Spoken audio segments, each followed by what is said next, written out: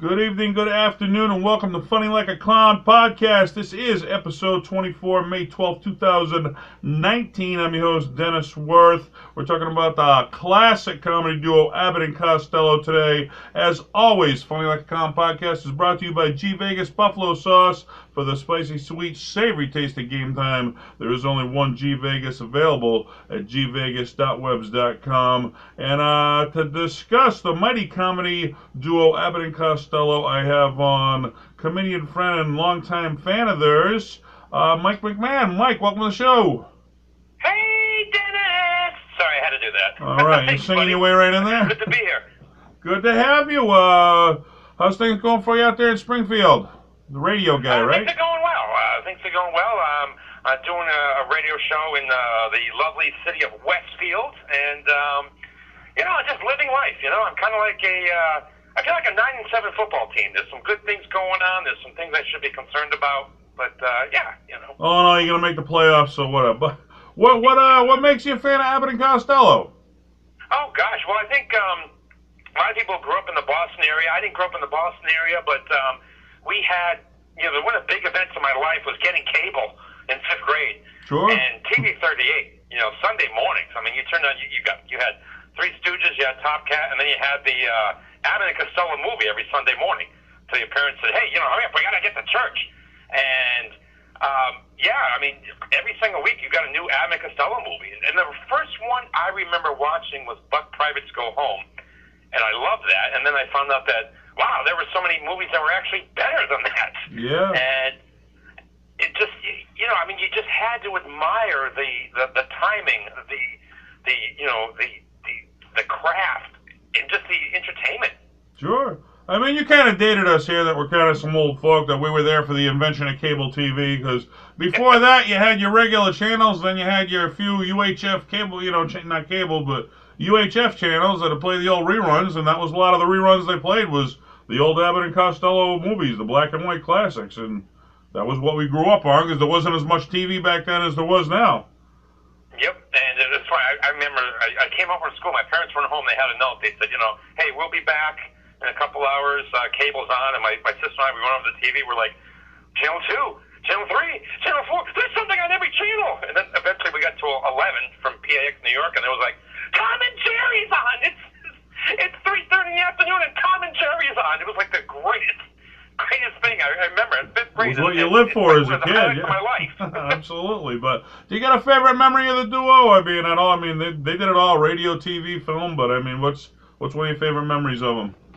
Oh wow! One of the things is we've all gotten great Christmas presents, and sometimes somebody got a car, and so I'm not comparing that to that. But one of you always get, your parents would always give you like a big gift, and then they would give you a couple like little gifts too. And one of the greatest gifts I ever got, it was an Abbott and Costello record album. You actually had to put it on the thing, and it had a lot of the old routines on there. And I learned to memorize it, and I was kind of a shy guy, and this is kind of how I got into comedy. I said, wow, they had a big talent show, everyone shows up, and I convinced another guy to be my Abbott, and we did Who's on First, and it rocked the place, and suddenly I'm like, wow, this audience, give me more. So they really, one of the reasons why I got into comedy, so I'm going to have to go with that. Yeah, right, man. Well, that's when a comedy duo is good, when you can, recite word for word every word from their routine because you've listened to it so many times. But, thank God, they got a lot of unfair criticism when they started putting, because they didn't write all these routines. Nobody knows who wrote Who's on First. These are like old routines that were just done in the circuit, but nobody did it like them. I mean, they added such timing and brought such, humor to it. They did it better than anybody. Yeah, I heard Groucho Marx did a different version of Who's on First. It was a different skit, but the same idea where, the confusion with the names and everything, so it was a tossed around skit, but they certainly perfected it with the baseball routine.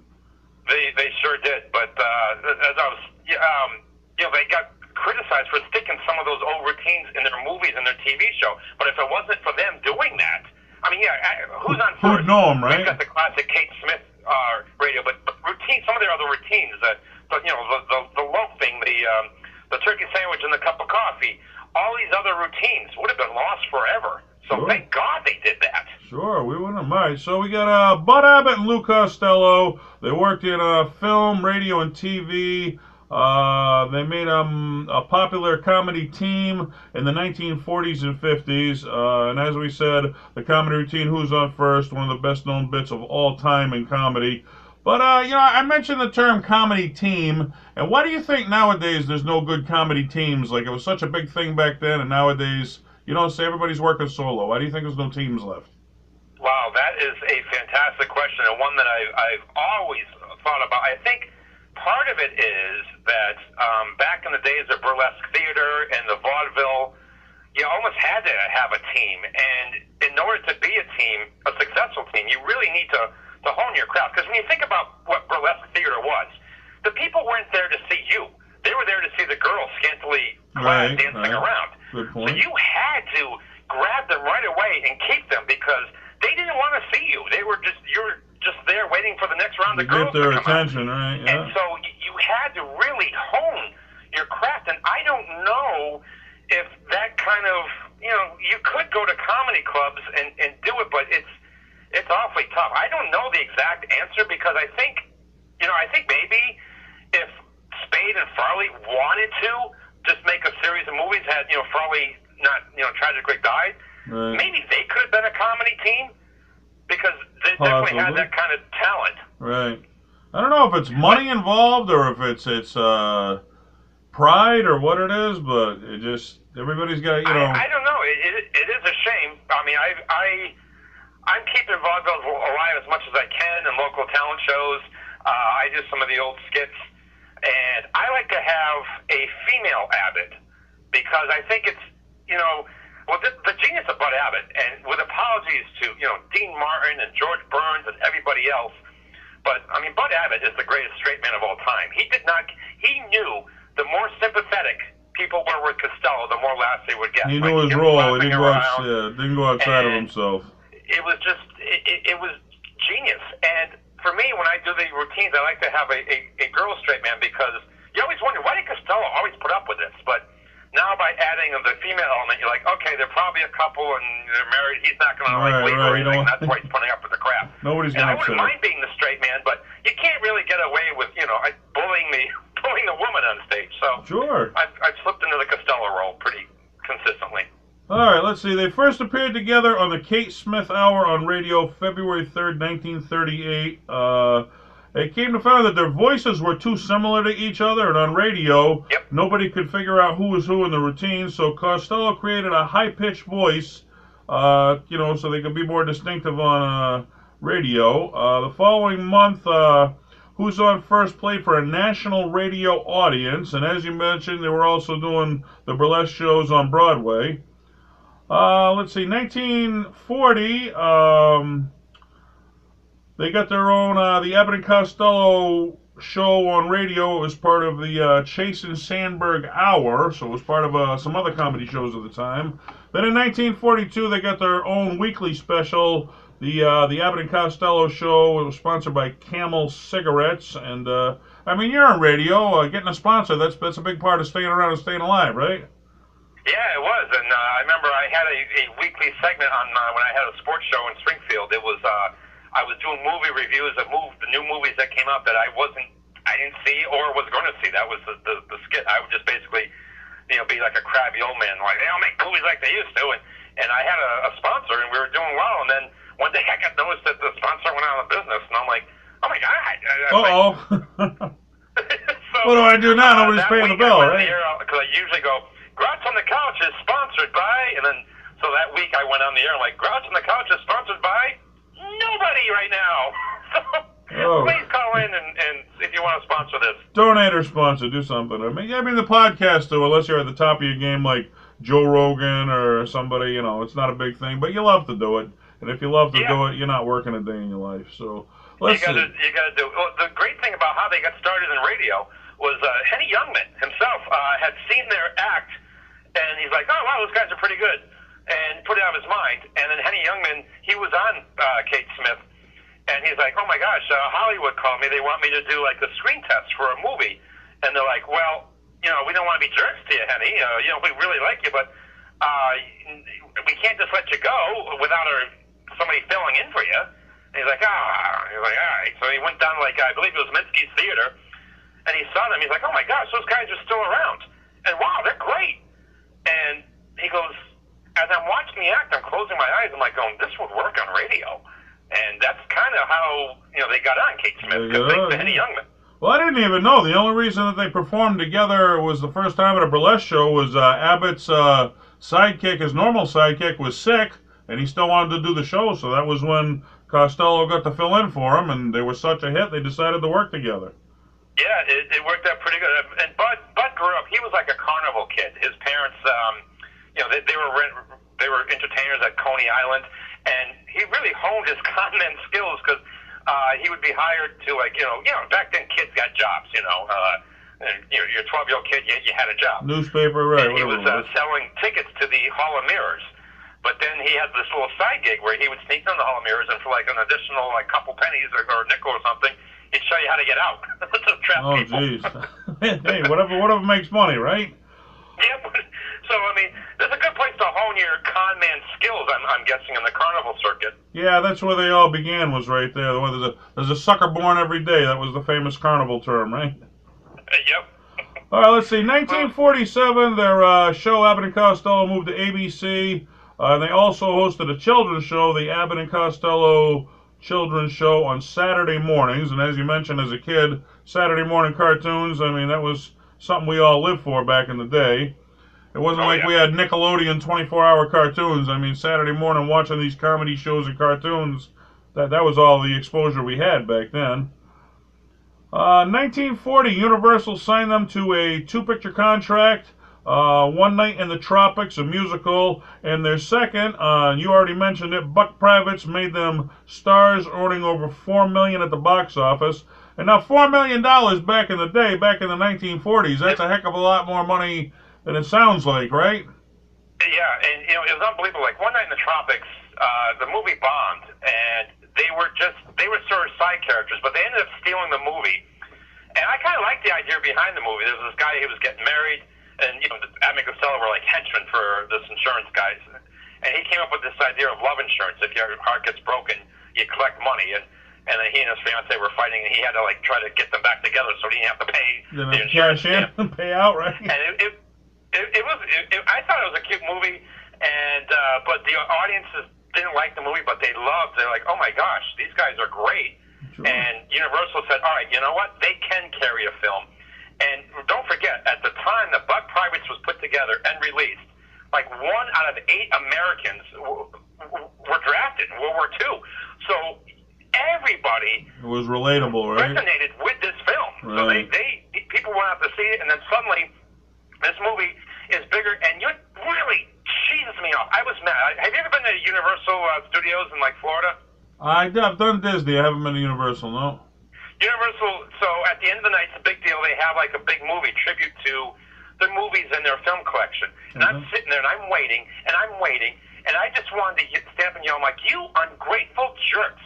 Buck Private single-handedly saved Universal Pictures from bankruptcy. Right. You couldn't give them a 5-second spot on this thing. And pay some tribute, right? There would be no Universal Pictures had Buck Private, because at the time Universal was sort of a B picture organization. They really didn't have big budget movies, and they were barely surviving. Right. And suddenly now they're like, all right, this worked. Let's get like Hold That Ghost was the next film shot, but they held it off because they're like, we need to come up with more service comedies. And next thing you know, we got In the Navy was the next one, right? Flying. They spoofed the Navy and the Air Force too. Right. And people just ate it up. They could not get enough.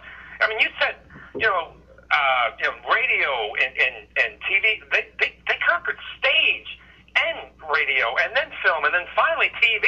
It's just, sure. They were everywhere. Well, I mean, they did a lot more movies. Well, let's go on. 1941, In the Navy. Also in 1941, Hold the Ghost. 1941, Ride 'em Cowboy. 1941, Keep 'em Flying. They were voted the biggest box office draw of 1941. At the top of their game, okay? And then in 1943, Costello caught pneumatic fever, and they had to take a 1-year absence because back then they didn't have, the medical stuff we had today. So, I mean, they lost a year at the top of their game. Can you imagine that being at the top of your game? And just taking a year off? And the unfortunate thing is a lot of he caught that romantic fever. He had it as a kid, so he got it. He was susceptible to get it again. Yep. And they were tireless on their days. As busy as they were still touring like 80 cities a month, trying to raise war bonds for war efforts. And they would go to Army bases. So they spent some time up in the Alaska bases, and that's when Costello got the fever. And the other thing that cheeses me off is, I don't want to jump the gun here, but it seems like we're doing this in chronological order. Yeah, right. The IRS came down on them so hard. Oh, big time, yeah. We're getting their accountant, they trusted their accountant. Their accountant did not keep good records. He stole money from them. And everything that Abbott and Costello did for the war effort, they raised like $85 million in war bonds. Yeah. And this is the team that you're trying to make example for. Costello got himself sick supporting the war effort. So that kind of cheese. Support the government, and then they come after you. That's the thank you get, right? Yeah. They were not because a lot of entertainers have this problem, but they decided, because Abbott and Costello were such huge names, they decided to make an example of them for other really unfortunate. Yeah. Right. Yep. Let's see. Now, this was a big one in Costello's life. He also lost his son November 6, 1942, to an accidental drowning in a family swimming pool.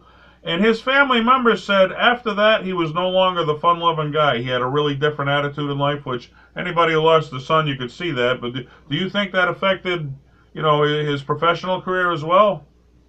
I believe so, because, he was kind of he was a big kid. He really was. He really just enjoyed making people laugh. And, he had a son. He nicknamed him Butch. And, he loved making... He loved children. He loved making them laugh. And to lose your son at one, it was just so traumatic for him. And rip the soul out of anybody, yeah. And what the amazing thing is, I can't remember what charity it was for. I've seen the video footage. They were doing some charity event, and it was like really soon after, like a couple days. And Costello didn't want to cancel the charity, and he went there, and he performed great. And afterwards, Abbott just said, ladies and gentlemen, he's like, they never usually broke character, but Bud Abbott had to. He just came out and said, "Ladies and gentlemen, what my partner just did tonight," he's like, "it's just absolutely amazes me. The way he came in the face of tragedy and did this was just monumental." And he didn't want to disappoint. They never wanted to disappoint a crowd. No, nobody ever does. I mean, we're both comedians on the circuit, and you don't ever want to leave a crowd down, let them leave and not wanting to come back. You want them to come back. That's how you stay in business, right? Yep. All right, 1945, they returned to film shooting Lost in Harlem in Society, I'm sorry. Now, in 1945, an actual rift became between Abbott and Costello when Abbott hired a servant of Costello's that he had fired. And the two, actually, they didn't even speak unless they were performing together. Do you remember this rift, or? Yeah, it's really unfortunate. It started, obviously, sometimes, well, you were married. Sometimes what you're fighting about isn't what you're fighting about. Right. What's this really about? Come on. When you work so much with somebody, there are going to be little rifts, and there's some stuff building. Costello actually tried to get it changed. He's like, I'm a little bigger star. It should be Costello and Abbott. But, I mean, tradition always dictated the straight man went first. And, the studio's like, no, we can't change it now. It's too late. And little by little, small little things were happening. Right. And I really think when that happened, that was like the thing to say, you know what, this is what we're going to fight about finally. And it was unfortunate. And you could kind of see, because the movies that were coming up, I believe on your list are movies like Time of Their Lives and Little Giant, where what was different about those two films, and Time of Their Lives is just absolutely fantastic. People remember the film. It's when Costello, he was the revolutionary ghost, and they thought he was a traitor, so he had and this woman, they had to stay on this farm. They couldn't leave the farm and go to heaven until they could prove that they were innocent. Right. But Abbott and Costello, they weren't teammates in these two films. And isn't that kind of insulting to the fans, though? I mean, aren't you insulting your fans? I mean, the people who paid money, the people who made you stars, and now you're kind of insulting them back by not giving them what they're paying for? Well, it's also, too, you could, I mean, I'm just guessing that was coincidental or not coincidental, but the formula was pretty much the same every time. This was something a little bit different, and as I said, Time of Their Lives is actually, I think, one of their better films, even though that they weren't together. They still had some good films after The Rift, yeah, but I mean, it certainly drove a wedge. Absolutely, and just when we're heading towards this area, I think, I don't have the list of the films nor, but just as the formula was getting tired, Universal Pictures came up with something that really re-sparked them. I'm guessing we're heading towards the monster movies now. Well, yeah, 1948, Abbott and Costello came out. Meet Frankenstein, Abbott and Costello, Meet the Invisible Man, Abbott and Costello, The Foreign Legion. That was in 1950. 1952, they signed a new contract with Universal that allowed them to do pictures with Universal and pictures outside Universal. In 1952, Warner Brothers put out the first color film, Jack and the Beanstalk. 1953, Abbott and Costello Meet Captain Kidd, which was also a Warner Brothers movie. They went on to Go to Mars, Meet Dr. Jekyll and Mr. Hyde, Meet the Mummy. What do you remember about their later movies? Well, what was great, as I said, sometimes, and there are plenty of comedians and actors who fall into this where they don't want to get too daring. They keep doing the same stuff, and after a while, the formula was getting a little bit tiresome. And then Universal said, let's spark this idea. Let's have them, meet these classic monsters.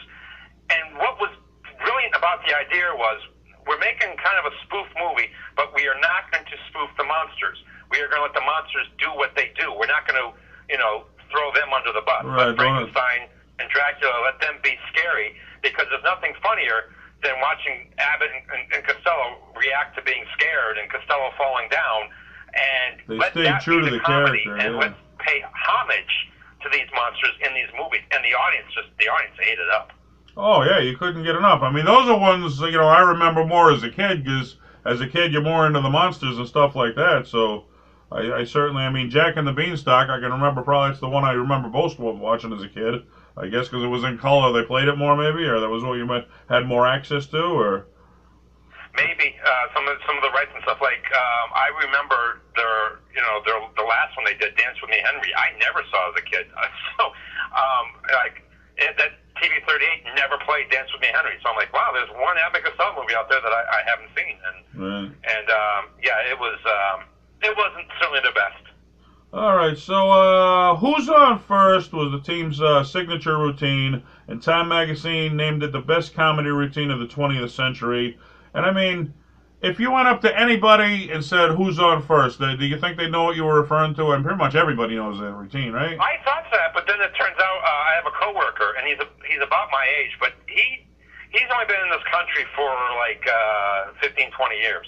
So I guess that's where you had to be. You had to be outside the country, not to have heard of the routine. I worked with a young kid, he didn't even know who the Fonz was, and I was like, how do you not know who the Fonz is? I guess the newer generation, maybe they don't, but certainly our generation, I think everybody knew the routine. It was a great tribute to comedy.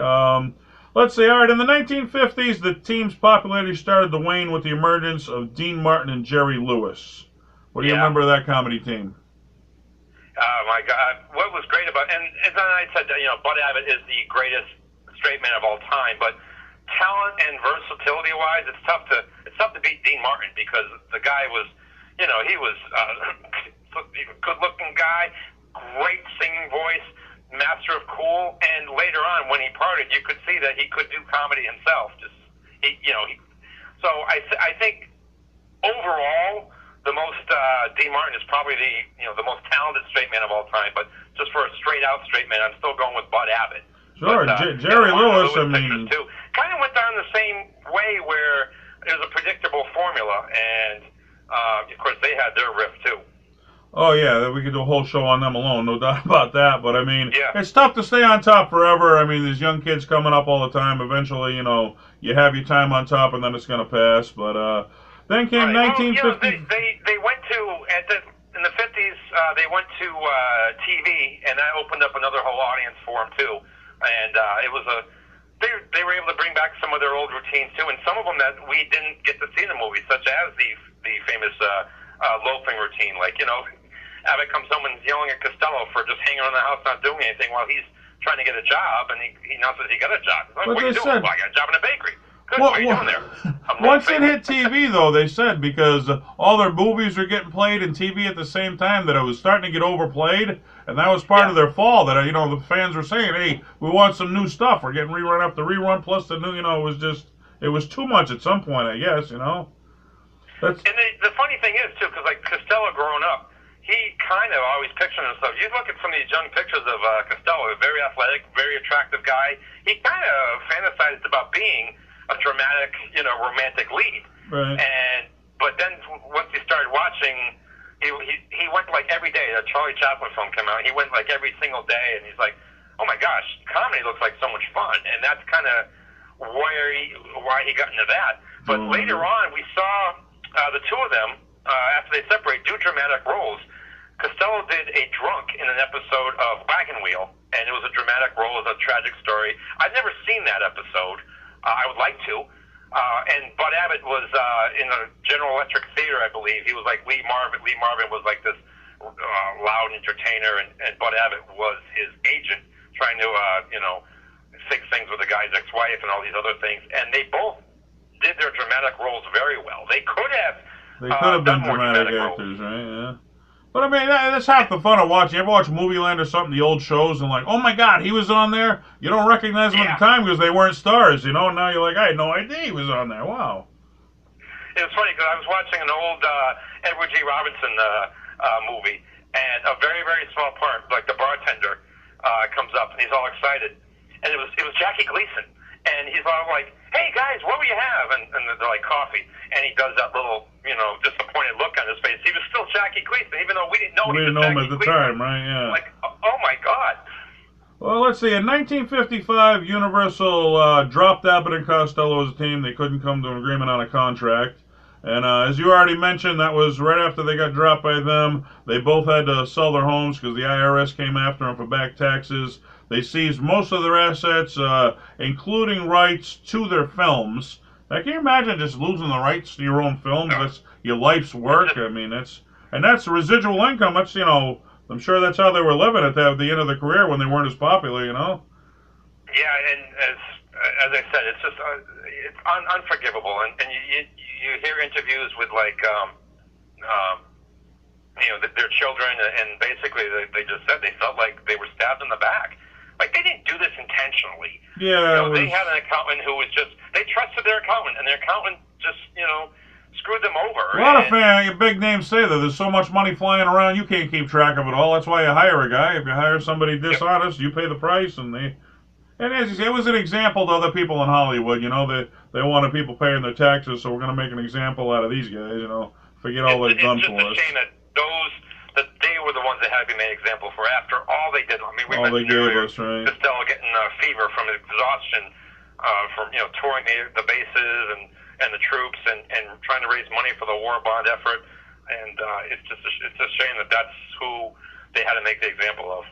All right, in 1957, they formally dissolved their relationship, so that was the end of Abbott and Costello. Costello continued to perform stand-up in Las Vegas, and he died of a heart attack 3 days short of his 53rd birthday. Yeah. Abbott attempted a comeback in 1960, but he quit, saying no one could live up to Lou. So I guess, It's kind of interesting. One of the first people he went to was Eddie Foy Jr. I mean, Eddie, I'm not really overly familiar with Foy Jr., but, the Foy family, I mean, that was a entertainment dynasty in themselves. And then he ended up performing with Candy Candido, who was famous. He gave us that famous catchphrase of all time. I'm feeling mighty low. That was his catchphrase. Really? But, yeah, and Candido did a great job, but, as Abbott said, there's only one Costello. Sure, you can't replace a team like that. It's like, it's like a lot of popular bands, and they try to get a new lead singer, and it just don't work, because that's not who the fans love. They want the full bands, and it just aggravates me in music, and you don't see it as much as comedy because there's not as many teams, but you don't insult a duo like that. Few can. Let's see, Abbott, he continued to work for Hanna-Barbera cartoons, voicing himself in some of the cartoons. Finally, he died of cancer April 24th in 1974. So, I mean, normally I'd go to some fan questions here, but it is Mother's Day, so happy Mother's Day to all the moms out there. But I got no fan questions in because everybody's busy doing Mother's Day stuff. But we do end off the show. Happy Mother's Day. We do end off the show with trivia. You want to do a little bit of Abbott and Costello trivia? Sure. Okay. Do you want me to answer or do you want me to... No, I want you to answer them if you can get them correct. And I'll preface this by we've been doing trivia for a while. Nobody really does good on it. Most go 0 for 3. I asked 3 questions. Though they're getting better lately. Some get 1. Few have gotten 2. No one's ever gotten 3 right on Funny Like a Clown podcast. If you get 3 right, then I mail you out a free bottle of G Vegas buffalo sauce, our sponsor. You like buffalo sauce? You a buffalo sauce guy, Mike? Oh yeah, of course. Yeah, all right. Absolutely. So it's not football. It's not football season unless you got buffalo wings. exactly. That's why they're a great sports thing. You got to have some buffalo wings. All right, number 1. What year was Abbott and Costello inducted into baseball's Hall of Fame for the Who's on First routine? Oh, jeez. Well, not to slightly correct you, they themselves are not inducted in the fame. Their routine is. They are not. That was a trick question. Okay, you got it right. They were never formally inducted into the Baseball Hall of Fame. But we'll say there is a plaque there, commemorating the Who's on First routine. And it does run simultaneously, continuously in the halls. One of the movie things. But you got it correct. It was a trick question. They were never officially inducted. Wow. So you're 1 for 1. Look at you try. With the trick question, right? The curveball here, You beat it though, man. You're 1 for 1. All right. On Saturday Night Live, who performed an updated version of Who's on First? I believe that would be Jerry Seinfeld. No, you got that one wrong. It was Jimmy Fallon. Charlie Sheen and Rachel Dratch. So Charlie Sheen. So you're 1 for 2. You're still doing pretty good here. All right. Well, that's tough. I mean, that's tough. That's more of a Saturday Night Live trivia question than an Abbott and Costello one, but okay. But okay. Let's see. In 1978, they made a TV movie about the life of Abbott and Costello. Who played the role of Abbott and Costello? Do you know? It was a fantastic idea. They had Harvey Korman and Buddy Hackett. Unfortunately, the movie was just absolute crap. It was based on lies, and anybody who saw that movie gets a totally wrong idea about Abbott and Costello. But the actual casting of Harvey Korman and Buddy Hackett was just right on. I mean, my God. All right, you are 2 for 3 on the trivia. Not bad. All right. Michael Buster McMahon, comedian. I want to thank you, radio guy. Thank you for being on Funny Like a Clown podcast. Before you go, as a fan of Abbott and Costello, what are your parting words? What do you want other fans to know about the comedy duo? Oh, wow. I think we pretty much covered a lot of stuff, but yeah, I mean, if you only know, Who's on First, go on YouTube, type in some Abbott and Costello routine, see some of the other stuff, the wordplay, as I said, like loafing, the turkey sandwich and cup of coffee bit, and back up, go ahead. There's so much out there that they were masters of their craft, and I don't think we'll see anybody like that ever again. And the funny thing is, Lou Costello's catchphrase, I'm a bad boy. Did you ever hear how he got that? No, how did he get it? What did it? When he was a student, neither one of them cared much for school, and Costello was being a little bit of a class clown, and the teacher said, "Go up on the board right now, and you write 50 times on the board. I'm a bad boy." And it kind of stuck with him. That's how he got the trademark signature. Wow. All right, things we didn't know about Abbott and Costello. All right, I want to thank you again for being on Funny Like a Clown podcast. We'll catch you on the comedy circuit soon. Okay. Thanks, Dennis. This was a lot of fun. Thanks for having me. Thanks for being on. We'll talk later. Bye-bye. See you. Goodbye. All right, Mike McMahon on Abbott and Costello, and I'll make a point, they did it in a time when you had to work clean, and boy, we listen to enough dirty comedy, but it's nice to go back and just see the classics, and, you'd have to say these were the classic guys, the early days of comedy, and, we wouldn't be doing the comedy today unless guys like these paved the way, Abbott and Costello. Thank you for listening to Funny Like Clown podcast. Until next week, Keep laughing. Laughter is the best medicine. Good night, folks.